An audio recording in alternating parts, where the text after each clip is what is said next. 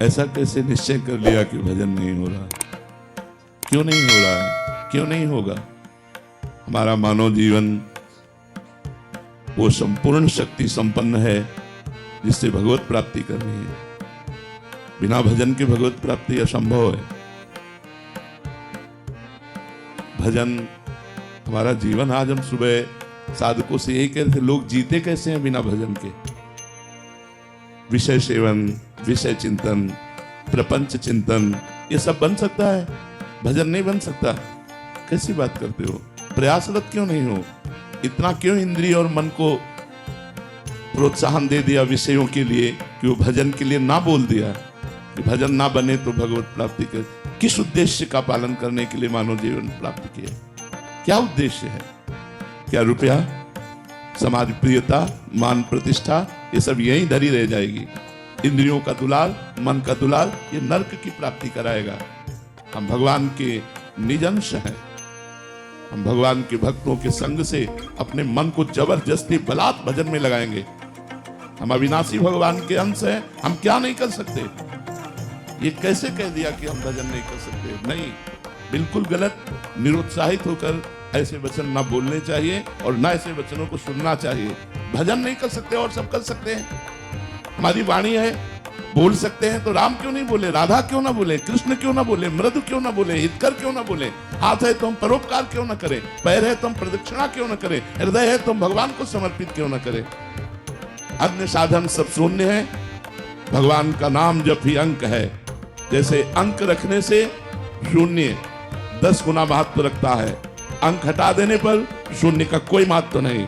ऐसे ही भगवत चिंतन शून्य, हर सत्क्रिया यहां से ब्रह्मलोक तक ले जाएगी, लेकिन ब्रह्मलोक भी नाशवान है। आ ब्रह्म स्तंभ पर्यंतम सर्वम मायामयम जगत सत्यम सत्यम पुनः सत्यम हरे नामयु केवलम। हमें ऐसा नहीं बोलना। आप चूंकि भजन कर रहे हैं, समाज के लिए प्रश्न है, लेकिन बिल्कुल हम इस बात को सुनना नहीं चाहेंगे कि हमसे भजन नहीं होता। भजन होता सिद्धों से है, साधक को जबरदस्ती भजन करना पड़ता है। हम अभ्यास योग युक्तेन चेतसा नान्यगामिना, हम ऐसा अभ्यास इस जन्म में करेंगे, हमारा चित्त भगवान को छोड़कर और कोई चिंतन ही न करे। अभ्यास के द्वारा सब कुछ किया जा सकता है। हम निराश, हताश, उदास ऐसे व्यक्ति नहीं, ऐसे व्यक्तित्व नहीं होना चाहिए। किसी भी स्थिति में, किसी भी कार्य प्रणाली में, किसी भी क्षेत्र में निराशा हमारे अंदर नहीं होनी चाहिए। हमारे अंदर उत्साह होना चाहिए। हम रौंद के फेंक देंगे हर बाधाओं को। हम भगवान के बच्चा हैं, हम अविनाशी परमात्मा के अंश हैं। ऐसा नहीं है कि हम इंद्रियों की विलासिता और मन की भोग विलासिता में ऐसा बोल पड़े कि हमसे भजन होता ही नहीं। नहीं, भजन के बिना नहीं। भगवान की प्राप्ति के लिए सुलभ मार्ग भजन है। भगवान का जितना चिंतन किया जाएगा उतना ही हम माया से हटकर भगवान के समीप होते जाएंगे। अनन्य चेता सततम यो माम स्मृति नित्य सा तस्याहम सुलभा पार्थ। भगवान उसके लिए सुलभ होते हैं जो नित्य निरंतर भगवान का चिंतन करता है। अपने चित्त को भगवान के चरणों में लगाने में परेशानी क्या है? जब युद्ध जैसा कार्य भगवान का चिंतन करते हो सकता है, तो कौन सा ऐसा कार्य है जो भगवान का चिंतन करते ना हो? हम मुख में भगवान का नाम स्मरण कर रहे हैं मधुर मधुर, और शरीर से हम चेष्टाएं कर रहे हैं, कर्म कर रहे हैं, और वो कर्म भगवान को अर्पित कर रहे हैं। हम नित्य प्रतिक्षण भगवान के नजदीक पहुंच रहे हैं। भगवान का विस्मरण करके केवल धन संपत्ति और भोगों की चाह में भटकना, ये तो दिव्य मनुष्य जीवन को व्यर्थ नष्ट कर देना है। इसलिए सबसे प्रार्थना है, ये शब्द तो आना ही नहीं चाहिए कि भजन के बिना हमारा जीवन किसी कार्य का नहीं है, हम भजन नहीं कर सकते। ये शब्द नहीं आना चाहिए कि भजन नहीं कर सकते। भजन के बिना जीवन किसी कार्य का नहीं। जब आप सुअर कुत्ता बनोगे तब भजन करोगे, जब आप पशु पक्षी बनोगे तब भजन करोगे। अरे दुर्लभो मानुषो देहो, इतना दुर्लभ मनुष्य शरीर मिला। यदि इस मनुष्य शरीर में अपने प्रभु से प्रेम न कर पाए, प्रभु को रिझा न पाए, तो और क्या है? और प्रभु के प्रेम की प्राप्ति, प्रेम मूल यह नाम है। भगवान का नाम ही प्रेम मूल है। ब्रह्म राम ते नाम बड़ वरदायक वरदान। भगवान से भी बढ़कर भगवान का नाम है। यदि हम राम राम कृष्ण कृष्ण हरि हरि राधा राधा प्रतिपल रट रहे हैं, तो भगवान हमारे हृदय में प्रकाशित होंगे। भगवान हमारे नेत्रों में जरूर वो सामर्थ्य देंगे कि इस माया का पर्दा हटाकर हम कण कण में, क्षण क्षण में भगवान का अवलोकन करें। भगवान विराजमान है। इसलिए ये निरुत्साहित करने वाली बात तो किसी की जबान में नहीं आनी चाहिए। हम प्रयास करेंगे, हो सकता है हमारा प्रयास असफल प्रयास रहे, लेकिन हम फिर प्रयास करेंगे तो 1 2 3 बार 4 बार हम किसी बार तो सफल प्रयास करने वाले बन ही जाएंगे। हमें निराशा बिल्कुल पसंद नहीं। हताश होना, उदास होना, निराश होना ये हमारे जीवन में नहीं, और ये हम मनुष्य जीवन में बर्दाश्त नहीं करना चाहते। आप लोग वहीं परास्त हो रहे हो जहां भगवान का आश्रय नहीं। ये क्या है? आप विचार करके देखिए, जिसकी दोनों किडनी फेल हो, डायलिसिस हो रहा हो, शरीर भीषण कष्ट से युक्त हो, हम दहाड़ रहे हैं, अभी मृत्यु हो जाए उसकी क्या परवाह। हम भगवान के जन हैं, भगवान के अंश हैं, कोई शरीर थोड़ी है। शरीर अगर कष्ट में है तो वो अपनी तरफ बना रहे, हम अपनी तरफ में। हमारा जन्म केवल इस बात को लेके बैठ जाए कि हमारी किडनी खराब, हमारा कष्ट है, अब हम कुछ कर नहीं सकते। नहीं, हम हर वो कार्य कर सकते हैं जो स्वस्थ आदमी कर सकता है। हमारे में जोश होना चाहिए, हमारा में संकल्प शक्ति होनी चाहिए। वो तभी होगी जब अध्यात्म से जुड़ोगे। भजन करो, भगवान का नाम स्मरण करो और उत्साहित रहो और वीर पुरुष बनो, कायर पुरुष नहीं। ये मैं नहीं कर सकता, ये हमारी डायरी में नहीं है। अधर्म की बात अलग है, धर्म और सही मार्ग में चलने के लिए ये मैं नहीं कर सकता, ये डायरी में नहीं। हमें जो सतमार्ग में करना है वो हम करेंगे। भजन बड़ा है या माया का प्रकोप बड़ा है? भगवान की कृपा बड़ी है या माया का प्रकोप? ऐसा नहीं। हम सबसे प्रार्थना करते हैं, आप लोग कायर बनोगे तो ना इस लोक के रह जाओगे ना परलोक के रह जाओगे, और वीर बनोगे तो जो चाहोगे वो प्राप्त कर लोगे। तुम भगवान की संतान हो, महाबली, अनंत वैभवशाली हनुमान जी महाराज जिनके चरणों को दुलार करते हैं, उन भगवान के बच्चे हो, उन भगवान के अंश हो। तुम में अपार सामर्थ्य, तुम अपनी शक्ति को जागृत करो और जागृत करके भगवत प्राप्ति करो। जब हम भगवान को अधीन कर सकते हैं भगवान का नाम जप करके, तो और क्या नहीं कर सकते। इसलिए खूब नाम जप करो। जबान हिलाने में क्या जाता है? राधा राधा राधा राधा राधा राधा। इसी से भगवत प्राप्ति हो जाएगी। जो कर्म करो भगवान को समर्पित करो, खूब नाम जप करो। देखो, भोग विलास तो लंका में भी बहुत था, लेकिन विभीषण जी ने भक्ति की कि नहीं की? हम वही बात बार बार आपको दोहरा रहे हैं। हमारा जिद्दी स्वभाव होना चाहिए। हम जिस कार्य को करना है उसे करके रहेंगे, चाहे लाख बाधाएं आए, मुझे परास्त कोई नहीं कर सकता। अगर हमारा स्वभाव इस कोटि का रहेगा तो हमें कोई परास्त नहीं कर सकता। लंका निश्चर निकर निवासा, यहाँ कहां सज्जन कर वासा। जहां एक भी सज्जन पुरुष नहीं, घोर राक्षसी प्रवृत्ति का तांडव हो रहा है, वहां विभीषण जी ने वो भक्ति की कि भगवान कह रहे, तुम सारी के संत प्रिय मोरे, धरो देह नहीं आन निहोरे। तुम्हारे जैसे संतों के लिए मैं अवतार धारण करता हूं। जब लंका जैसे क्षेत्र में भक्ति का विस्तार विभीषण जी ने अपने हृदय में कर लिया, तो हम चाहे अमेरिका में हो, चाहे हॉलैंड में हो, चाहे इंग्लैंड में, कहीं भी हो, जब हम नहीं बदलने वाले तो हमें कोई नहीं बदल सकता। हम मांस नहीं खाना चाहते, कोई नहीं खवा सकता। हम मदिरा नहीं पीना चाहते, कोई नहीं पिला सकता। हम व्यभिचार नहीं करना चाहते, कोई नहीं करा। और अगर हम करना चाहते हैं तो भारत में क्या वृंदावन में करोगे? क्या नहीं है यहाँ? अगर भगवान है तो सब कुछ है यहाँ। यहाँ भगवान भी है तो सब कुछ है। अगर हम भजन ना करना चाहें तो वृंदावन में भी भजन नहीं होगा, और भजन करना चाहे तो अमेरिका में, इंग्लैंड में, हॉलैंड में, जहां भी हो तुम, सब जगह भजन कर सकते हो, क्योंकि आपको भजन करना है। हम एक ही मेज में बैठे हैं, दूसरा कुछ खा रहा है, हमें जो पसंद है वो हम पा रहे हैं। राधा राधा राधा, उसका प्रभाव हमारे ऊपर थोड़ी पड़ जाएगा। एक ही ऑफिस में काम कर रहे हैं, दूसरा अपनी चाल चल रहा है, हम अपनी चाल चल रहे हैं, क्या फर्क पड़ता है?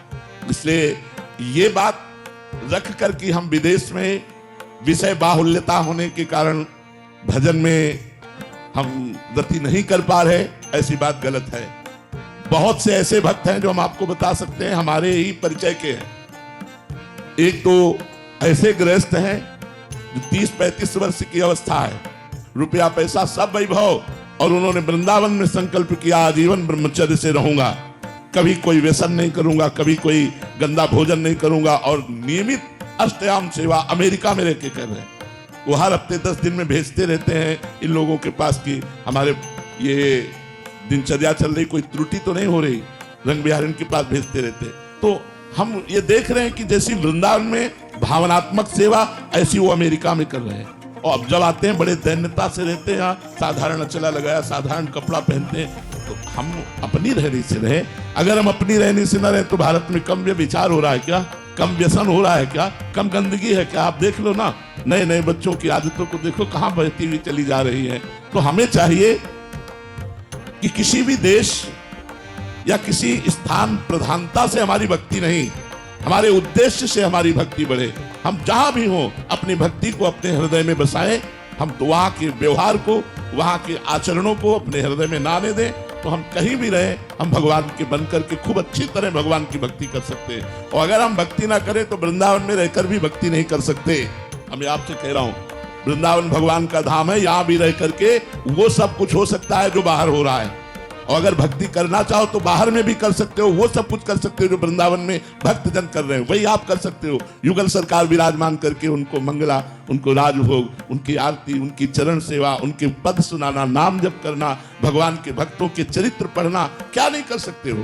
तो इसलिए हमें ये भी बात पसंद नहीं कि हम किसी देश का हवाला दे करके अपने जीवन को व्यर्थ जाने दें। नहीं, हमारा उद्देश्य मजबूत है तो हम चाहे जिस देश में रहे, चाहे जिस प्रांत में रहे, चाहे जिस जगह में रहे, हमारी भक्ति में कोई असर आने वाला नहीं। अगर हमारा उद्देश्य सही नहीं है तो भक्ति क्षेत्र जहां भक्ति नृत्य कर रही, वृंदावन में भी भक्ति नहीं कर सकते। उद्देश्य ठीक होना चाहिए हमारा। हमारे ऊपर भगवान की कृपा हुई है तब हम भक्ति मार्ग में कदम रखा है।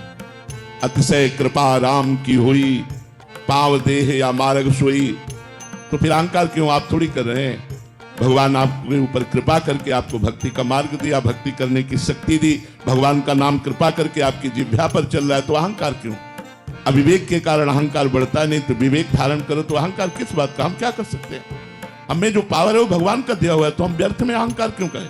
हमें जो सत्मार्ग मिला है भगवान का दिया हुआ है, हम जो भक्ति कर रहे हैं भगवान के द्वारा दी हुई कर रहे हैं, हमारे ऊपर भगवान की असीम कृपा है, ये सोचना चाहिए। अहंकार करने की जरूरत क्या है।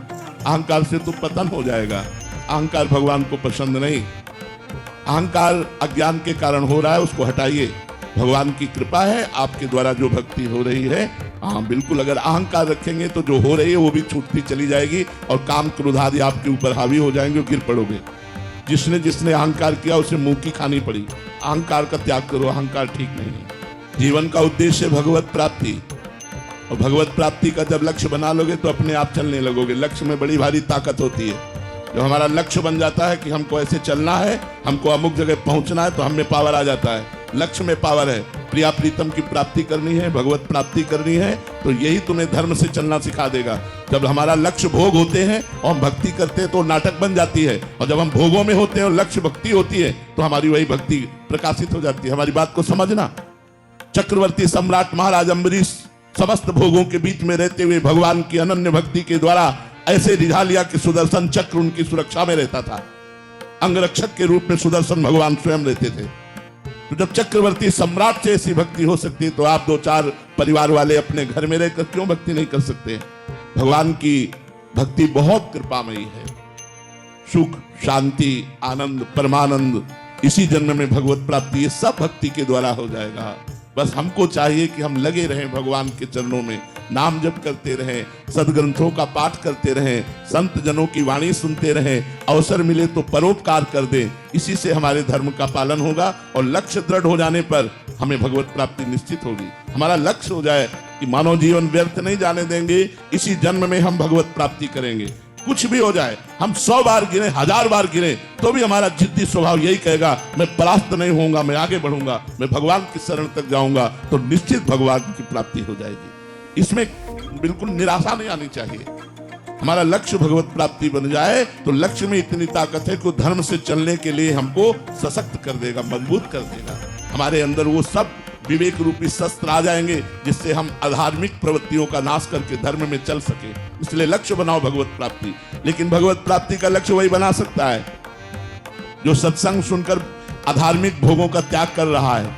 जो अधार्मिक भोगों को भोगता है वो केवल मनोरंजन में ऐसा बोलता है मैं भगवत प्राप्ति करना चाहता हूँ, वो कर ही नहीं सकता, वो अंदर सोच ही नहीं सकता। भोगेश्वर प्रसक्ता नाम तया प्रहृत चेतसाम व्यवसायत्मिका बुद्धि समाधो न विधीयते।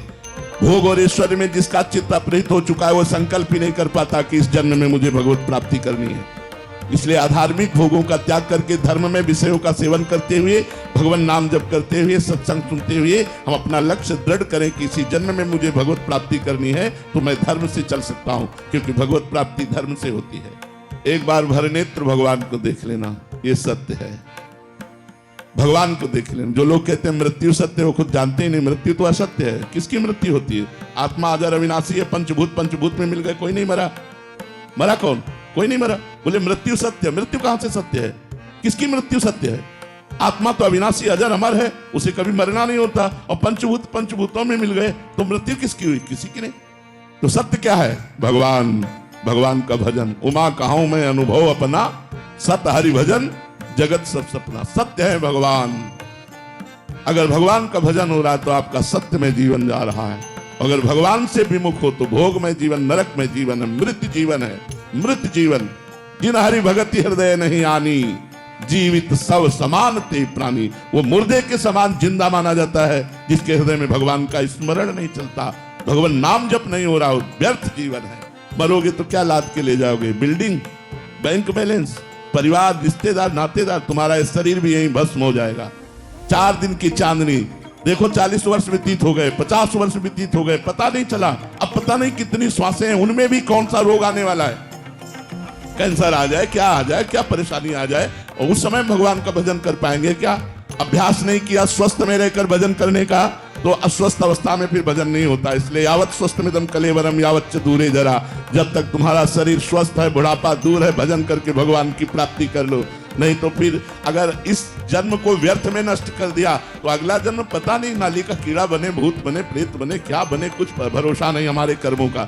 जब इतना बड़ा महात्मा एक हिरन के चिंतन में अगला जन्म हिरन का पा सकता है, तो हम लोग सुअर कुत्ता बन जाए तो कौन सी बड़ी बात है। इसलिए होश में निरंतर भगवान का स्मरण करते हुए ये बात समझ लो कि हर श्वास, हर मिनट, हर घंटा, हर प्रहर, हर दिन, हर मास, हर वर्ष वही सत्य है जिसमें भजन किया गया, भगवान से चित्त को जोड़ा गया। और अगर भजन नहीं किया गया तो हर श्वास व्यर्थ जा रही है, हमारा समय व्यर्थ जा रहा है।